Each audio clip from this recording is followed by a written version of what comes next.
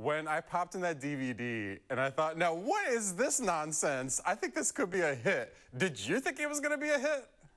Well, you always hope every show you make is going to be a hit. We had no idea. I mean, my gosh, we're here like what 15 seasons later, and then we have 17 international versions around the world. So I'd love to say yes, knew exactly, because it would make me seem very clever, but no.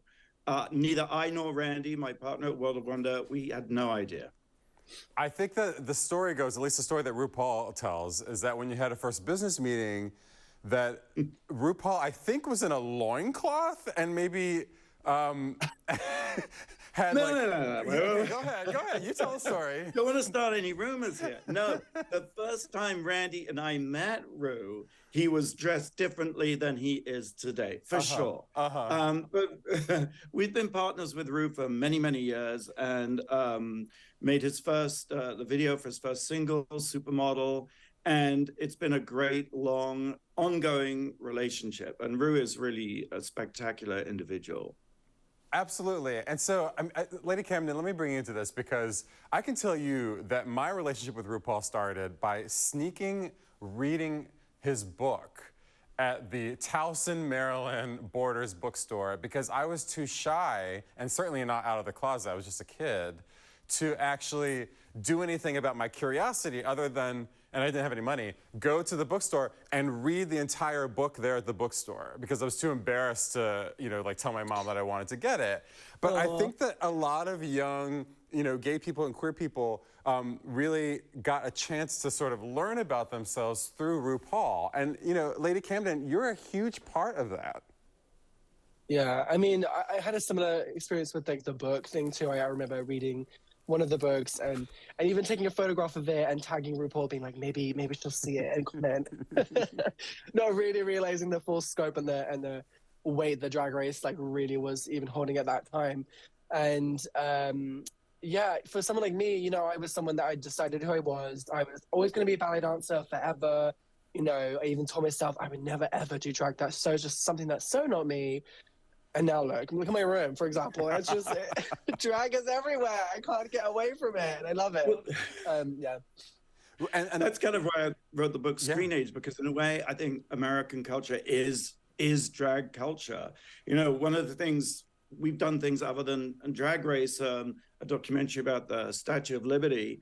And the big reveal is that the Statue of Liberty is a drag queen. It's fundamental to America. Well, Fenton, I think that leads me into my next question for both of you, because what you say is absolutely true. I mean, the way that culture has been influenced by the images that we see on television is indisputable. And the way that Drag Race in particular has changed the way we see drag queens, has changed the way we see gay people, has, I think, had a huge influence in the politics of this country, is now seeing an interesting backlash. So nationwide, we've seen these laws that have been introduced that are absolutely going against drag queens, but then, I think that doesn't take a big leap to see that it's also going after the LGBTQ community. So I'm wondering what each of you has to say about that threat that now exists. Fenton, why don't you start?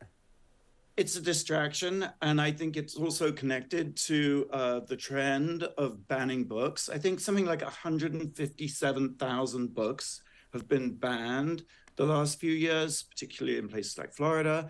And it's all part of a movement to kind of take diversity out of the equation. The message of drag is, do your thing, be who you want to be, live and let live. And I think there are these regressive forces who are trying to stop that. The good news is they will fail, because such movements in history have always failed. Lady Camden, this presents perhaps a direct threat to you and the other girls from the show who are just trying to make a living. Yeah, no, it definitely does. I think that because of that, we have a responsibility to do something about it, in terms of even just like showing art being present on social media. Having social media is a blessing and a curse these days, right? Because, both sides have access to this, the one that supports drag and the one that absolutely does not. But I think if we're being targeted and, if we're the ones that are sort of in the line of fire, so to speak, we need to sort of be the ones to really like do something about it, really make our voices heard, and to inspire, especially the youth, that we're not going anywhere. We've been here forever. We've always been here, and we always will be here. That's just plain and simple. And gosh, I could talk to you both for so long, but now they're giving me the rap effect. And I do want to ask you finally, when you look back at sort of the history of television, I mean, I've obviously pumped up Drag Race as having a huge influence on culture, which I think is very much true. What do you see as the show that had the biggest influence on the way that culture is today? I think television itself is the revolution. And I think that what it's done is it wasn't anticipated that this would happen, but queer people like myself, drag queens, we have become visible thanks to TV. And we're not going anywhere. And I think the world is a much better place for this inclusiveness and diversity. And Drag Race is a part of many, many shows that have just created so much great change. I also want to thank you for the eyes of Tammy Faye, both versions. So the documentary, right, yes, which was brilliant and released in the early 2000s, which RuPaul is the voice of.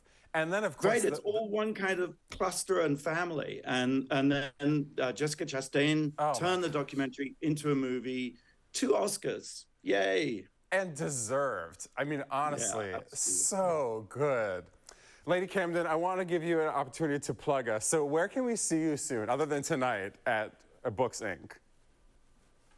Well, I will definitely be on the upcoming tour of Work the World, which stops in San Francisco. Yay! But also, I guess I haven't really announced it, but I'm planning a little one-woman show at the Oasis in late September. So I guess this is my official announcement of that. A one-woman show? Yeah, San Francisco, come out, show up for you, girl. End of September, I'll be there in Oasis. Look, that is my birthday month, so I will be there, and I will be with bells on.